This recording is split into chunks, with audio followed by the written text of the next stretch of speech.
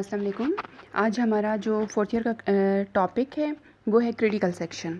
तो सबसे पहले क्रिटिकल सेक्शन की definition. It is the part of program where share resources are accessed by various processes. कि जो वेरियस प्रोसेसेस होते हैं वो शेयर रिसोर्सेज को एक्सेस कर रहे होते हैं।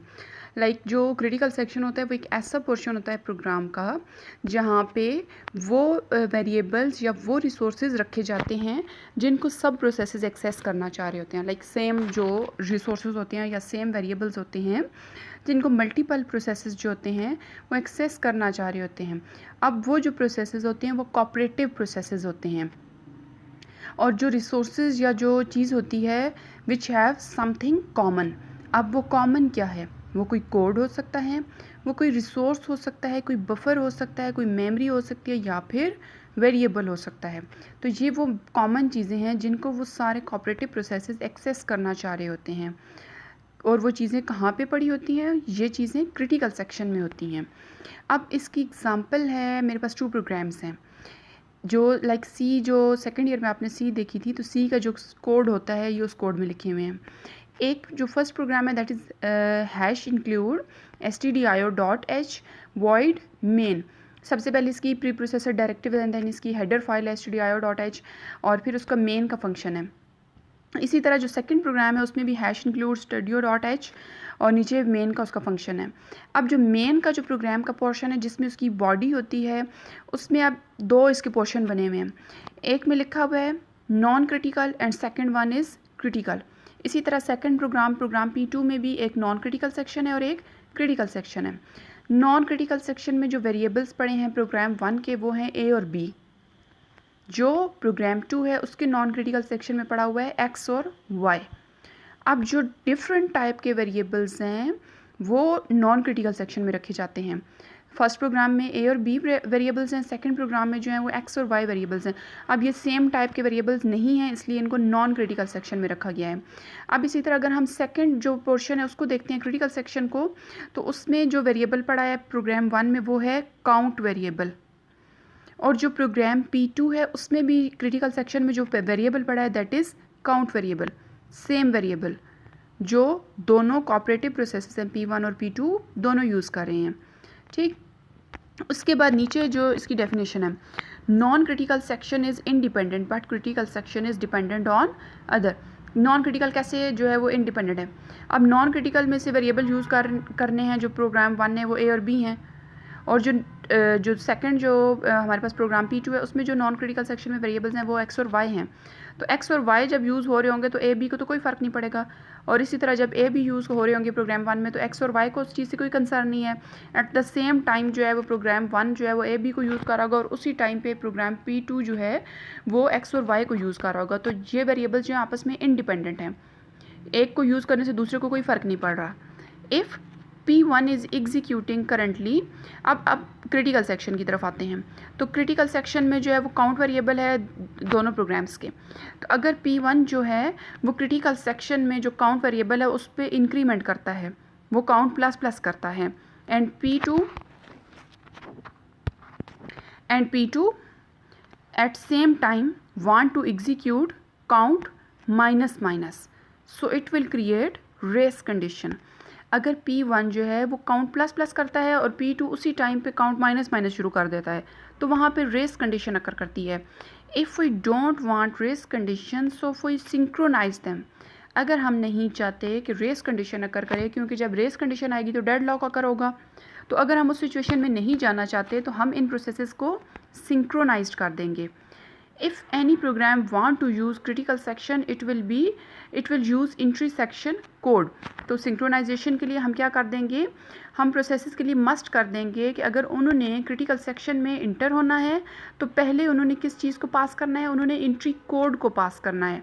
इसी तरह अगर उन प्रोसेसेस ने इसको क्रिटिकल सेक्शन को एग्ज़िट करना है तो उन्हें एग्ज़िट कोड पास करना पड़ेगा। नेक्स्ट है same if P2 want to enter critical section it will first clear lines of entry section।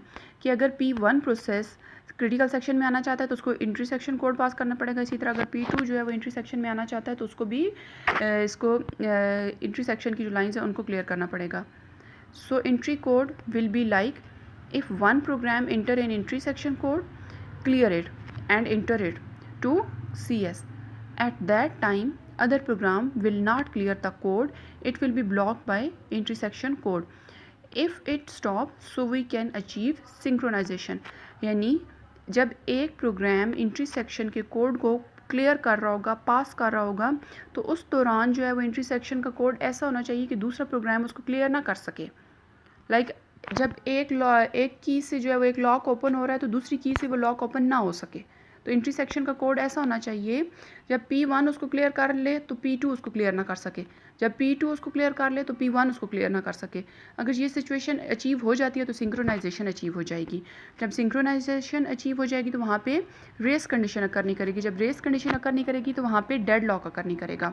At the end of the execution in critical section P will also passes from exit code and also P2 at it turn. तो इसी तरह जो exit code है उसको भी जो है वो पास करने के लिए दोनों को जो अपनी अपनी टर्न का इंतज़ार करना पड़ेगा. If these methods are not followed so race condition can occur and if race condition can occur so system will goes into the deadlock. अब सिंक्रोनाइजेशन को अचीव करने के लिए सिंक्रोनाइजेशन के कुछ मैकेनिज्म हैं जिनके लिए जो है वो उसकी 4 कंडीशंस हैं that will be must be followed. अब वो 4 कंडीशंस क्या हैं? उसमें से जो 2 कंडीशंस हैं ना, फर्स्ट 2 कंडीशंस वो है म्यूचुअल एक्सक्लूजन एंड प्रोग्रेस. और ये दो जो कंडीशंस हैं ये प्राइमरी रूल्स हैं. और प्राइमरी रूल्स के अलावा ये मैंडेटरी हैं, यानी ये मस्ट अचीव करने पड़ेंगे सिंक्रोनाइजेशन के लिए. इनके लिए मतलब मस्ट है इनको अचीव करना. जो सेकंड है इसकी जो सिचुएशन है थर्ड और फोर्थ, वो है बाउंडेड वेट और no assumption related to hardware and speed. ये इसके सेकेंडरी रूल्स हैं. अगर ना भी हो तो कोई प्रॉब्लम नहीं है, यानी इनके बगैर भी सिंक्रोनाइजेशन अचीव हो जाएगी. तो मैंडेटरी क्या है? Mutual exclusion and progress. Secondary क्या है? Bounded wait and no assumption related to hardware and speed. जो फर्स्ट वन है दैट इज़ म्यूचुअल एक्सक्लूजन, इसको देख लेते हैं. इसमें हमारे पास डायग्राम में शो हो रहा है एक क्रिटिकल सेक्शन है. क्रिटिकल सेक्शन है और ऊपर 2 प्रोसेसेस हैं P1 और P2. तो जो ये 2 प्रोसेसेस हैं, प्रोसेस किसको बोलते हैं? जो करंटली एग्जीक्यूशन में होता है. तो 2 प्रोसेसेस हैं हमारे पास P1 और P2. अगर P1 जो है वो क्रिटिकल सेक्शन को एक्सेस कर लेता है, वो एंट्री सेक्शन के जो कोड है उसको एग्जीक्यूट करके क्रिटिकल सेक्शन में आ जाता है, तो उस दौरान जो है वो P2 इंटर नहीं हो सकेगा. इसी तरह अगर जो है वो मैं कहती हूँ कि P2 जो है उसने क्लियर कर लिया, ये भी तो हो सकता है ना कि ये हार्ड एंड फास्ट रूल नहीं है कि जो P1 है वही क्रिटिकल सेक्शन में पहले आ सकता है, P2 नहीं आ सकता. कहीं ऐसा भी हो सकता है कि P2 अगर पहले आ गया तो P1 नहीं आ सकेगा. नीचे जो लिखा हुआ है मैंने कि P2 ने अगर क्रिटिकल सेक्शन को अचीव कर लिया तो P1 इंटर नहीं हो सकेगा. अगर एक आ गया तो दूसरा नहीं आ सकता. अब अगर इसकी डिस्क्रिप्शन में जाएं, if P1 run entry code and execute critical section at that time P2 can't enter. So how we can stop? We write code for entry code so P2 can't enter, so we can achieve mutual exclusion. कि हम क्या करेंगे कि code ही ऐसा लिख देंगे entry section का कि एक प्रोसेस आएगा तो दूसरा नहीं आ सकता. तो इस मेथड से जो है वो म्यूचुअल एक्सक्लूजन को अचीव कर लेंगे. सेकंड जो इसकी कंडीशन आती है दैट इज़ प्रोग्रेस. प्रोग्रेस में क्या होता है कि अब जो पहला म्यूचुअल एक्सक्लूजन थी ना उसमें कोड ऐसा लिखा जाता है कि दूसरा प्रोसेस एंटर नहीं हो सकता. प्रोग्रेस में क्या होता है कि प्रोसेसेस ये वो लाइक जैसे नॉर्मल ज़िंदगी में इंसान करते हैं ना कि मैं अगर ये काम कर रहा हूँ तो मैं दूसरे को करने नहीं दूंगा. तो इसी तरह की सिचुएशन यहाँ पे प्रोग्रेस में भी आ जाती है कि P1 जो है वो आना चाह रहा है, वो इंटरेस्टेड है क्रिटिकल सेक्शन में आना चाह रहा है. P2 का भी क्रिटिकल सेक्शन में कोई काम ही नहीं है, उसको कोई इंटरेस्ट ही नहीं है अभी क्रिटिकल सेक्शन में आने का. लेकिन वो ऐसी सिचुएशन क्रिएट कर देगा, वो ऐसा कोड क्रिएट कर देगा, वो बाय मिस्टेक भी हो सकता है या जानबूझ के भी हो सकता है, वो इंटेंशनली भी हो सकता है, अनइंटेंशनली भी हो सकता है कि P2 अपना कोड ऐसा कर देगा कि वो खुद आना नहीं चाह रहा लेकिन वो P1 को भी नहीं आने देगा. इसी तरह अगर सेकंड सिचुएशन जो नीचे मैंने बनाई है इसमें क्या है कि लाइक अगर P2 आना चाह रहा है, P2 खुद आना चाह रहा है तो P1 के कोड में कुछ ऐसा होगा कि वो उसको आने नहीं देगा. इसमें भी वही है कि कोई ऐसा रूल नहीं है कि फर्स्ट P1 नहीं आना है तो P2 नहीं आ सकता, या वो सिचुएशन नहीं है. यानी अगर P1 आना चाह रहा है तो P2 उसको आने नहीं देगा, अगर P2 आना चाह रहा है तो P1 उसको आने नहीं देगा. ठीक है. तो इस तरह की जो सिचुएशन होती है वो होती है progress. Like currently no process in critical section, कि अभी जो है हमारे पास एक ऐसी सिचुएशन है कि जो क्रिटिकल सेक्शन है वो बिल्कुल एम्प्टी है, P1 is interested and P2 is not interested. P1 want to enter, but there is some code in P2 entry section that will stop P1 to enter. कि P2 के entry section में कोई ऐसा code होगा जो कि P1 को stop कर देगा इंटर होने से. तो इस तरह की जो सिचुएशन होती है उसको बोलते हैं progress. That is mandatory condition for synchronisation. तो ये दोनों जो कंडीशंस अभी तक हमने डिस्कस की, इसमें क्या था कि सिंक्रोनाइजेशन को अचीव किया जा रहा है, यानी दोनों processes at the same time critical section को एक्सेस नहीं कर पा रहे. Third condition is bounded wait. Bounded wait. अब इस सिचुएशन में जो इसकी डायग्राम एक बनी हुई है उसमें क्या है कि मेरे पास एक क्रिटिकल सेक्शन है और क्रिटिकल सेक्शन में करंटली जो प्रोसेस मौजूद है वो है P1. फर्स्ट टर्न में P1 इंटर हुआ क्रिटिकल सेक्शन में, उसने अपना काम किया. अब P2 रेडी है कि P1 निकलने वाला है और मेरी बारी आने वाली है. लेकिन क्या होगा कि P1 बाहर आते ही दोबारा से अंदर चला जाएगा. P2 फिर बैठ गया कि चलो जी अभी मे बी P1 अब निकलेगा तो अब मैं जाऊंगा. सेकेंड टाइम P1 बाहर निकला, लेकिन फिर थर्ड टाइम जो है P1 अंदर चला गया. 3 टाइम्स जो है वो P1 फिर अंदर चला गया. P0 फिर उठा, उसने देखा कि मेरी बारी फिर नहीं आई, चलें जी फिर क्या पता नेक्स्ट टाइम मेरी बारी आ जाए. वो फिर बैठ गया, यानी वो फिर वेटिंग में चला गया. अब P1 बाहर आया, अगेन वो अंदर चला गया. तो इस तरह जो है वो P1 ही काम किए जा रहा है, P1 ही क्रिटिकल सेक्शन के कोड को एग्जीक्यूट करवाया जा रहा है, P2 की टर्न ही नहीं आ रही. तो इस तरह की जो सिचुएशन होती है that is bounded wait. If P1 executes so many times and no turn for P2, this is called bounded wait, a kind of starvation. So solution will be like this. There should be turn for both. तो एक ऐसा solution होना चाहिए कि जिसमें दोनों processes की बारी आ सके. अगर ऐसा नहीं होता तो सिस्टम हमारा स्टारवेशन सिचुएशन में चला जाएगा. और स्टारवेशन वो सिचुएशन होती है जिसमें एक प्रोसेस मुसलसल वेट ही करता रहता है और कोई प्रोसेसेस जो होते हैं वो एग्जीक्यूट होते रहते हैं. तो अब हमारे पास इसकी दो सिचुएशंस हैं, एक अनबाउंडेड होती है और एक बाउंडेड वेट होती है. अगर हम अनबाउंडेड में जाएं तो जो एक प्रोसेस है उसको इन्फिनिटी टर्न्स मिल जाती हैं और कोई दूसरा प्रोसेस होगा उसको जस्ट 1 मिलेगी. लाइक अगर मैं P1 को देखती हूँ तो P1 जो है वो इन्फिनिटी में चला जाएगा, बार बार वो एग्जीक्यूट होता रहेगा, और P2 को कभी लास्ट पे जाके जो वो एक टर्न आएगी.